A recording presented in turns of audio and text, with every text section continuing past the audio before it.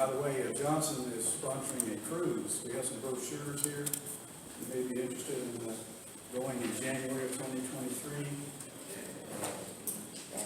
Observe the cabin, and we've got messages by Marvin Elliott and Tommy Smith, and also some worship and so forth. So if that's something you might find interesting, and we've got some brochures. Anyway, but Larry is 68, graduate in Knoxville. He helped establish the Ministry of Christ in youth. He works primarily with the youth, teaches the youth. He was assistant director in 1979. He joined Johnson University, the Tennessee staff as director of admissions, where he was responsible for student admissions, married student housing, and summer travel team. During his tenure, enrollment reached an all-time high. Larry left Johnson in 1999. He worked as a consultant in 2 faith-based consulting firms, practiced development, provided development counsel to churches, Bible colleges, church camps, and Christian schools all across the United States and Canada. In 2013, he joined the Christian Financial Resources in Lake Mary, Florida, as regional vice president, and retired from there in 2019. Dragged him out of retirement. In December 2019, he joined the staff at Johnson as a special assistant, and that's in the Lake Mary, or Kissimmee now, right? Yeah, Kissimmee. In various offices in the Johnson campus at Kissimmee. So we welcome Larry here as well, and turn the lectern over to him. So this is the first. I've never ever worked with a distant relative. So it's kind of exciting here that we are team teaching. So I've known Eddie for 58 years. I was a freshman at Johnson, and he was a senior. And they had a program where they assigned a mentor, and Eddie was assigned to me. So ultimately, if I do a poor job on this sermon, it's because bad. So we'll cast that blame back in. Thank you as a congregation for your support of the college. And we never want to take a church's support for granted. And so I thank you for that. The Sermon on the Mount is by far Jesus' longest explanation of what it looks like to live as his follower and as a part of God's kingdom. The Beatitudes, the Salt and Light, the Lord's Prayer, our relationship with God, and our relationship with others are all in those 3 chapters. Jesus makes it clear that his followers should live in a noticeably different way than others. The sermon is about connections with God, with one another, and how we interact with those connections. Now, we think of this class, 1961, that I now have a connection with some folks from Nebraska. So they're all over the place. The action, the interactions are every day, every day, every day. I'd like to introduce you to EDC. Everyday Carry, or EDC, generally refers to small items or gadgets worn, carried, and made available in pockets or bags on a daily basis to manage common tasks or for use in unexpected situations or emergency. In a broader sense, it's a lifestyle discipline of preparedness. Now, we're going to put a picture up here of some everyday carry. This gentleman over here, he's got his pocket full. He actually could be wearing a purse. This is random, no relation to my wife or anyone in the congregation of a wife's everyday carry. This one is still not my wife's, but you get a sense of how cram-packed a lady's purse can be, while we Men are very minimal. So that's everyday carry. Everybody, in a sense, has an everyday carry. With the Sermon on the Mount in mind, what should be our everyday carry to show we are practicing, participating in this sermon? Here are a couple of everyday carries. Number one is see people with Jesus' eyes. That comes out of that Sermon on the Mount. Zacchaeus, we know him. You all know Zacchaeus down there? Wee little man. Don't know the song. He lived in a beautiful city full of gardens, date palms. No problem there. He was rich and powerful. However, he was a tax collector and labeled a publican. He was a tool of the Roman government. He had everything going against him. Nobody liked him. Nobody saw his heart. In Zacchaeus, Luke 19:1-9, Jesus comes into that town, sees Zacchaeus, and in response to that, but Zacchaeus stood up and said to him, "Look, here and now, I give half of my possessions to the poor, and if I cheated anyone out of anything, I will pay back 4 times the amount." That crowd didn't even want little Zacchaeus to see Jesus, so he had to climb a tree. A change of heart. What do you think those people were thinking? Jesus taught the disciples that his actions toward people had to become their actions. A brief look at the Gospels reveals that in the early days of teaching, the disciples knew nothing of letting his light shine through to them. James and John wanted to call down fire to punish the Samaritan village that refused to receive him. Luke 9:54. Another time, the disciple wanted to send a huge crowd away with nothing to eat. Mark 6. Also, they wanted to get the children away from Jesus. We need to see people with Jesus' eyes. I had spoken at the Pennsylvania Teen Convention. It was very, very cold that day. We need to look past a person's exterior and situation to see him or through Jesus' eyes. One nice day, after I had finished speaking at the convention, this door slams open and out walks this kid. It's in the middle of winter. He's wearing shorts with ugly tennis shoes and no socks, and the tennis shoes are untied. It couldn't get much worse than that. I can't believe, as a teenager, his mother let him go out of the house. So I thought, oh, yeah, too bad. And he's coming toward me, the main speaker,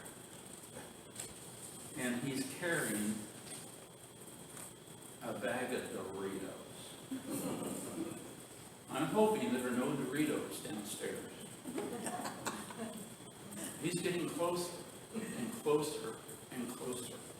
I'm going to smell his breath, and I'm going to smell those Doritos on his breath. Here he is, right there. He goes, "I just want you to know that your sermon was excellent." Misread him. He said even the transitions and the stories and the illustrations caught my attention. And then it happened. Would you like a Dorito? I will tempt you. But I do have an open coat. Would you like that? Love it. He walked off. I did not see that young man with Jesus' eyes. Truly, I tell you, whatever you did for one of the least of these brothers and sisters of mine, you did for me. Matthew 25:4. What a great lesson that has taught me. So here's what I practice. Every time I go into food store, Publix, did I say that right?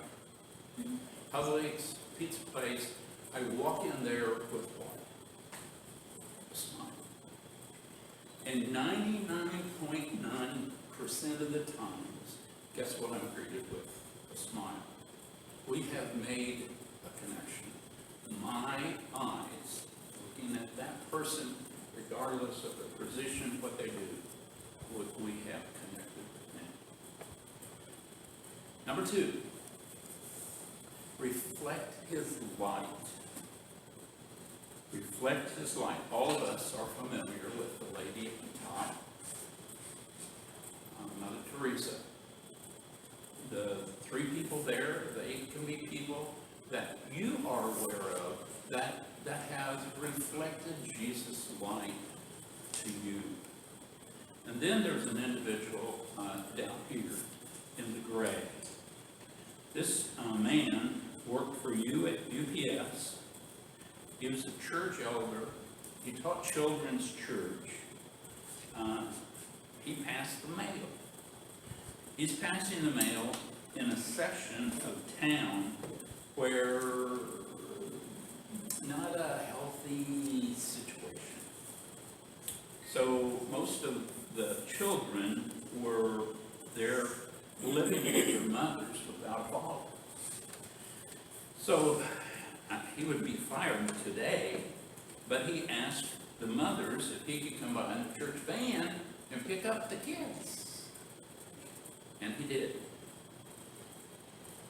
He just always shined. So, at my father's funeral, it was my father who was the postman. All of the elders have gathered, and the deacons and relatives and friends, and all of this massive, which I was blessed with, came to his funeral. And then it happened. This little group of 3 or 4, maybe 4th or 5th graders. What grade are you in? 4th. Would you stand? Would you stand a minute? A group of them, 4th graders. Very good. Thank you very much. Came walking in. Came to the casket, looked and turned around and left. Then another group of 4th and 5th graders came in. Went up to the casket, looked at my dad, and turned around and started walking out. I said, oh, just a minute. What are you doing here? He says, well, we came to say goodbye to Jesus, to Dad, now, because he told us about Jesus, because he picked us up and brought us here to church. Those kids are the same kids that live in the projects that all their mothers did that day was bring them to the funeral home and drop them off so that they could walk in to that sanctuary, to the funeral home, and say goodbye to Mr. Green. He did set an example for me in reflecting the life of Jesus in everything that he did. And number 3, is it okay if I get done early? Yes. Number 3 is show a servant heart. We are the living proof of a loving God to a watching world. Love, mercy, kindness, forgiveness, hope, reaching, giving, caring, sharing, goodness, encouragement, lifting people's spirits. We can give a taste of God to unsuspecting people, anyone, anytime, in the area of our influence or along our path in life. That's just very good. As director of admissions in 1986, Joyce asked me if she could try out to be on a Johnson University summer travel team. I was responsible for that. The gray hair, silver hair, comes from managing those teams. Joyce says, can I try out? Well, what about your heart? I know, so it's exhausting. You're living in a van, you're staying in dormitories. Joyce, so I'll be all right. It is exhausting. I remember these words. I need to tell this story. Okay, I'll consider it. So I called her mother and said, what do you think? She goes, well, there's nothing to think about. Put her in a van. Joyce was added to a summer team. I watched her put energy into being the living proof of a loving God to a watching world. 36 years ago, Joyce graduated one Sunday. She married the next Sunday. She died 3 months later at 21 from that heart. I conducted her celebration of life on 8/10/88.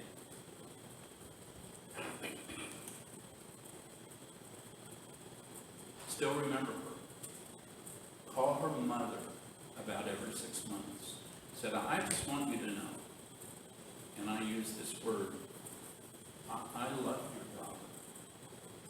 If I had to, I would have adopted your daughter, because she definitely showed a servant's heart. So I want to be that kind of servant as well.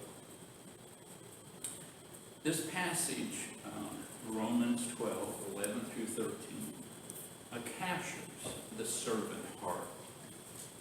Never be lacking in zeal, but keep your spiritual fervor. Serving the Lord, be joyful in hope, patient in affliction, faithful in prayer, share with God's people who are in need, practice hospitality.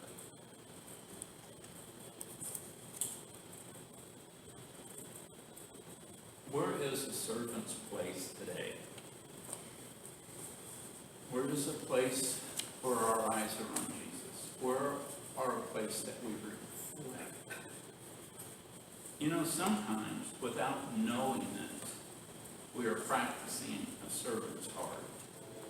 Your presence in a situation, someone is ill and you're able to share with them. That's being a servant. Gifts. I like gifts. It's always fun to get a gift. I have a lady that was in my church when I was raising our support to be in CIY. I don't know how that worked, but we had to pay her. We had to raise our money. And so this lady comes up to me. She's a, you all are young in here compared to her. She came up and said, I want to give you $5 a month. And I go, well, why do you want to do that? She goes, well, look at me. I can hardly walk. I can hardly stand. I can hardly hear. But through my gift, I go with you.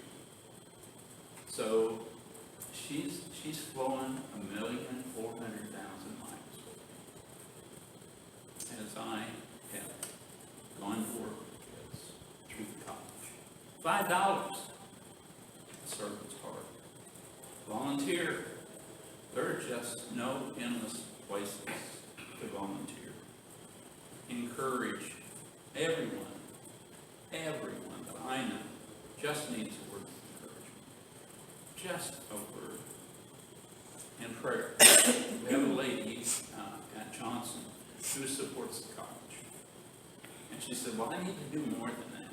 I go, you're old. You live in Ohio. She goes, will you send the prayer list every month to me? And I will, she didn't say it, but I'm saying she will have, she has a certain heart in wanting to pray. All of these points, all of Jesus' existence was to help people to come to salvation. And I appreciated the prayer this morning about the offering, talking about seeking, saving the lost.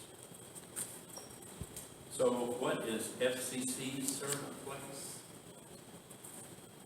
Well, I just want you to know it took place today in offering the sanctuary and the evening, the meal for you to meet together. That was they didn't have to do that, Eddie. Always suggested it, they chose it. Sermon on the Mount. In your relationship with one another, have the same mindset as Christ Jesus. Philippians 2:5. That's it. Sermon on the Mount is about connections. Father, I thank you for this congregation and its witness in this community. I thank you for these 1961 graduates. What a great connection and blessing and opportunity to be together. Father, just help me. Just help me be just like my Father on earth and exhibit this everyday care of His Father. Just want to grow up